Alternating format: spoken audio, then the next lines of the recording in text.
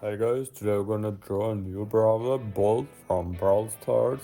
It'll be a very interesting video, so watch till the end.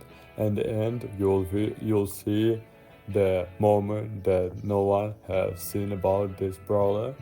And also leave a like, subscribe my channel. There will be a lot of more interesting videos. And let's get started.